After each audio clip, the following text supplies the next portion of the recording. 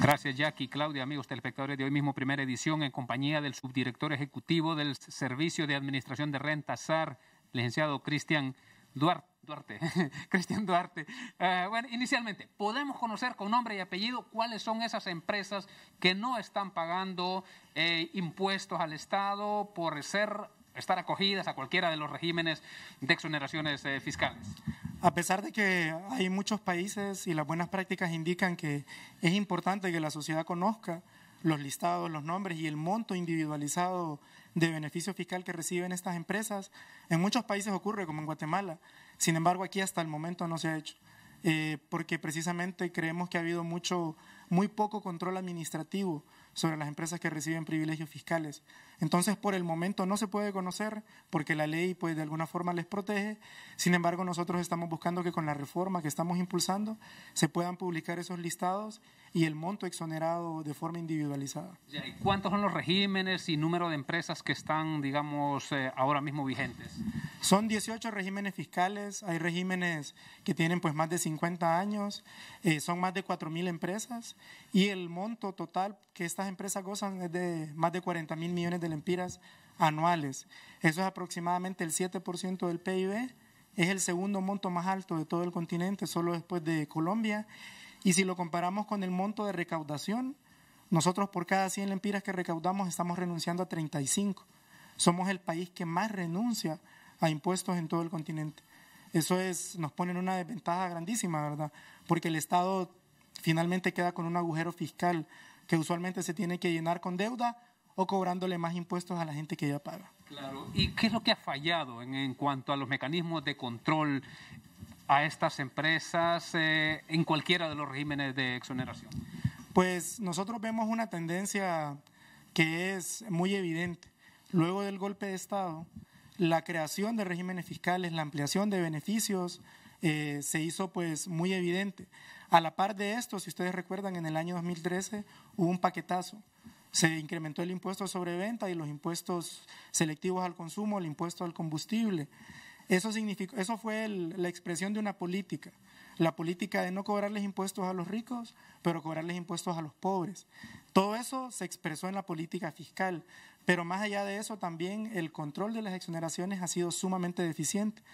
A pesar de que esta ley del 2013, que incrementó el impuesto, también se proponía racionalizar las exoneraciones, finalmente no racionalizó nada.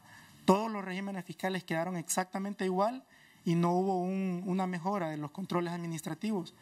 Nosotros creemos y pues pensamos que eso tuvo que ver por presiones de la misma empresa privada para evitar que el sector público hiciera auditoría. Hasta el momento no se ha hecho una sola auditoría a empresas que reciben beneficios fiscales. Y eso es de alguna forma aberrante, no es ominoso, porque se le hacen auditorías a las personas que sí pagan impuestos, pero ¿por qué no se les ha hecho auditorías a las personas que no pagan impuestos? Cuando precisamente estas personas reciben un beneficio que incluso la Constitución establece como un privilegio casi constitucional, ¿verdad? Porque el pago de impuestos, la justicia y la equidad son principios constitucionales. ¿Y la presente administración sí va a racionalizar esas exoneraciones, va a implementar estas recomendaciones del Fondo Monetario Internacional, en particular, como lo ha anunciado ayer la ministra de Finanzas?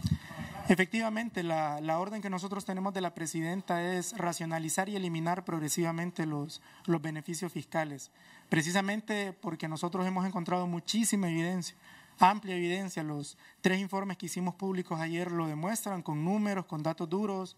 Hay informes del Banco Interamericano de Desarrollo, del Instituto Centroamericano de Estudios Fiscales, de la OCDE, que durante años han dicho que estos beneficios fiscales son perniciosos para el país. Entonces, la actual administración está comprometida a revisarlos y racionalizarlos de manera progresiva, en diálogo con el sector privado, y no hacerlo de manera abrupta, sino hacerlo de forma coordinada y dialogada. ¿Qué hace falta para llegar a ese punto de comenzar a racionalizarlos? Pues hace falta esta parte final de socialización, sentarnos finalmente con las cámaras empresariales para entrar como en esta última etapa y entrar a la discusión pública. Claro.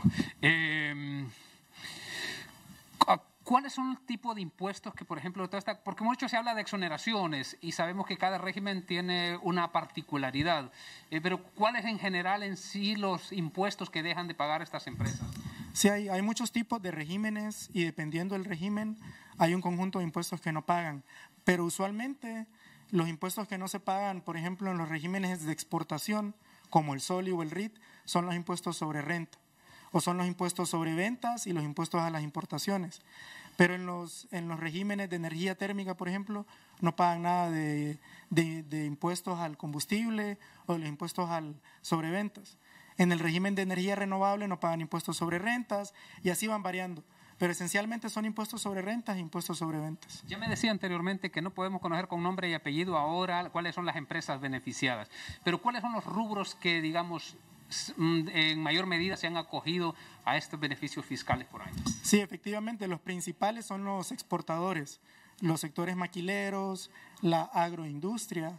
En Islas de la Bahía está la zona, la Solitur, el sector turístico, también en todo el litoral norte, ¿no? Con la ley de fomento al turismo, la ley de incentivos al turismo. Esas son las principales sectores beneficiados: maquila, agroindustria y turismo y energía. Claro, perfecto. Muchísimas gracias, muy amable, licenciado Cristian Duarte, es el subdirector ejecutivo del Servicio de Administración de Rentas SAR. En nuestro informe, regresamos al estudio. No, Quintero, hay que preguntarle a las autoridades del SAR, cuándo van a publicar la lista de las empresas. Es necesario saber los nombres de las empresas. ¿Cuándo va a ser? Porque solo bla, bla, bla, bla, bla, cuento nos están dando. ¿Para cuándo van a publicar los nombres?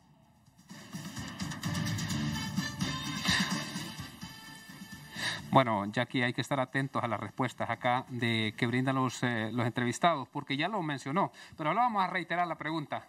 ¿Cuándo podría darse a conocer el nombre y apellido, como digo, de estas personas jurídicas o empresas que están siendo beneficiadas por exoneraciones fiscales, licenciado?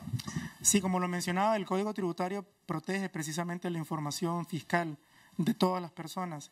Sin embargo, el no pago de impuestos es un privilegio, es un beneficio extrafiscal, por decirlo de alguna forma. Precisamente como lo decía, porque la Constitución establece que todos estamos obligados a pagar impuestos.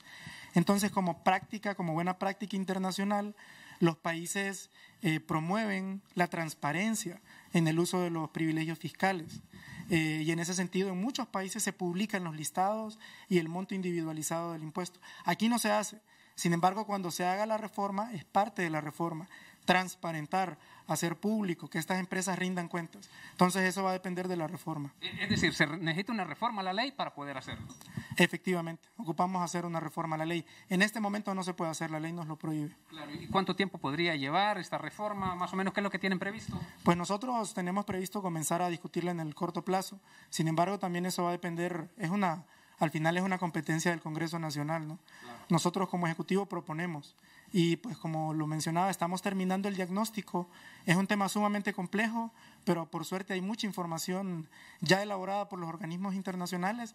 Tenemos el acompañamiento del Fondo Monetario, del BID, y esperamos que eso sea pues pronto. Pero del Poder Ejecutivo sí hay, digamos, voluntad política para dar a conocer estos nombres. Totalmente. Hasta recientemente se han empezado a publicar informes de gasto tributario. Aquí en Honduras se desconocía y nosotros estamos pues con toda la voluntad de poder hacer eso de forma pública, porque el pueblo hondureño tiene que saber la verdad. Si nosotros vamos a discutir política pública, tiene que ser una discusión informada, objetiva y con información, no una discusión desde el desconocimiento. Claro, porque es importante que quede claramente establecido de que hay muchas de estas exoneraciones que también no se quedan solo en beneficio de la empresa que las recibe o del sector, sino que tienen una derrama que beneficia a un conglomerado de la población en particular. Sí, efectivamente. Usualmente, como buena práctica, los incentivos tienen que estar pues dentro de un marco más amplio de inversión y desarrollo, pero usualmente tienen que estar conectados al empleo, como usted bien dice. Sin embargo, nosotros lo que hemos encontrado es que nunca se han auditado estas empresas. Es decir, tenemos datos declarados por las mismas empresas de cuántos empleos generan, pero una auditoría, ir al campo y saber si efectivamente están generando ese empleo, no se ha hecho. Definitivamente las empresas que generan empleo pues pueden seguir con ese derecho, pero las empresas que no han utilizado bien el beneficio no deberían de seguirlo gozando. Gracias, muy amable. Licenciado Cristian Duarte, subdirector ejecutivo del SAR. Regresamos al estudio.